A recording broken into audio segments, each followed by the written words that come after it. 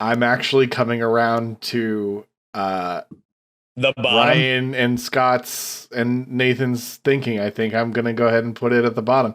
And Please tell us why. Please tell us why. I was just pondering this because I'm pondering the end of the movie. We mentioned plot conveniences, right? I know you guys talked about that in the last one. How does Bond actually prevent the end crisis from happening? He hits a self-destruct button on this satellite. Yep. Like, if you think about it in context, would NASA ever put a self-destruct button or even build any spacecraft with the capability of destroying itself with the press of a button? Let me just backtrack, though. Blofeld's plan from the get-go is, okay, the Americans send a capsule up. Right. We'll hijack it. They go, the Russians must have done it. They're the only other ones capable of doing this. It must have been them. Then the Russians send a capsule up. They hijack that too. It must have been the Americans. They're the only other ones that could be doing this. That's great. That's the perfect way to cause war between these two superpowers.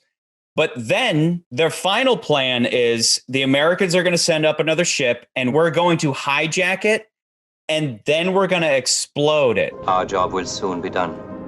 Blow them up as soon as they have captured the Americans. Here's the key. Why send up your own astronauts and your own spaceship thing to hijack it and then blow it up? Why not just send a missile up there to blow it up? That's the other thing that, you just joggled my brain is I'm like, why keep the astronauts? Because I could see this. I could see them capturing the astronauts and putting their lives up for ransom, which would make way more sense to me than being like, oh, we're gonna not just blow up the capsules. Like, why not just destroy the capsules? And that would make more sense. The plan in Thunderball, I think, makes way more sense because you've stolen some nuclear weapons. Yes, Bond's trying to find that doesn't make a lot of sense. Yeah, no, I'm kind of with McCurdy. It makes just as much sense to ransom the astronauts because, like, the personnel are as valuable as the spacecraft. Why keep the astronauts around? It doesn't make that to me doesn't even make sense. It's just way more money to do unless that. you're going to make good on extortion. Extortion is my business. But that screws up his first plan because then it's like, okay, but if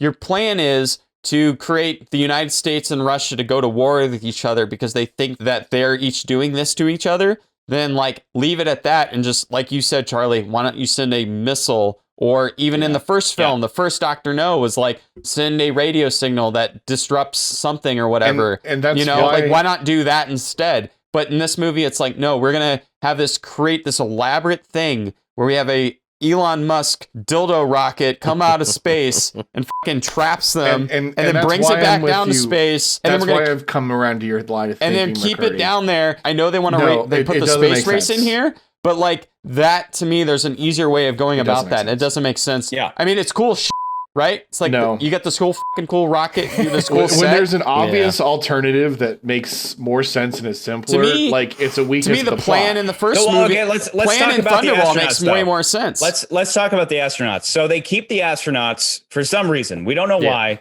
but they have the astronauts in a cell. It's two Russians and an American, and they're kind of getting buddy, and then Bond breaks them out. But then instead of sending one of them, instead of Bond being like, hey, you're going to take the place of this Japanese guy and you're going to go in this thing and your mission is I'm going to be here in the command center and I'm going to try to take down Blofeld, and you astronaut guy, these Russians, we can't trust them. But you last American guy, you're going to go up in this spaceship and you're going to do something.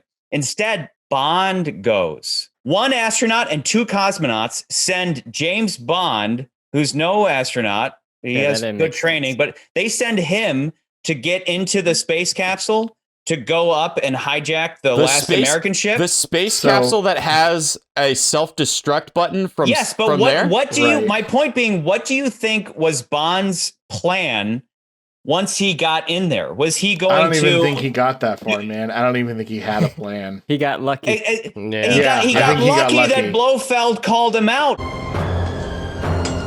Stop that astronaut. Bring him to me. Stop that astronaut. But what was he going to do? Like, was he going to kamikaze the thing into a mountain or something? All this reminds me of a story. I'm going to go completely off of the entire franchise here to reference another film, Armageddon. But I believe that in the making of Armageddon, Ben Affleck went to Michael Bay and he was like, wouldn't it make more sense to train astronauts to do like mining than it would to teach minors to be astronauts. And I believe, and I quote, like, shut the f*** up, yeah, man. shut the f*** up. Like, which is basically where this is like, it's like, why would Bond try to do this? Shut the f*** up. Like, that's because why. he's James Bond Because and he he's can James do Bond, anything. and he can be an astronaut if he wants. But if you are Bond, though, if I'm Bond, I'm going to go, hey, Jimbo, you're going to go to space, and I'm going to fight with guns here on the planet. Going back to Thunderball, and we went into Thunderball why there's too much plot convenience for the first half of the film, right? Yeah, it's so convenient. But at least the plan is we're going to hijack some nuclear weapons, and we're going to blow up one of your cities if you don't pay us in this amount of time. That plan's like, that works. Like, I'm on board. It makes total sense. I don't see as many holes in the plan. It's pretty straight to the point. But this plan seems like, where were you going? You're going to steal a rock. You're going to steal some astronauts.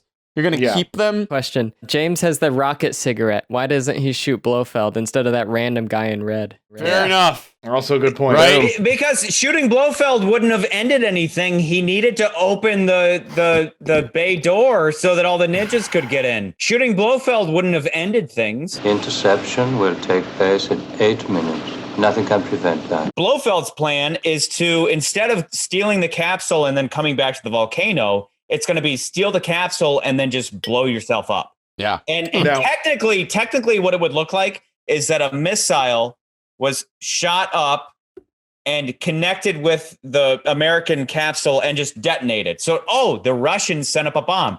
But why not just send up a bomb? Now that you mention it, that's actually a good point. Like, destroying it with a rocket would be much more provocative in terms of the Cold War, as 1,000%.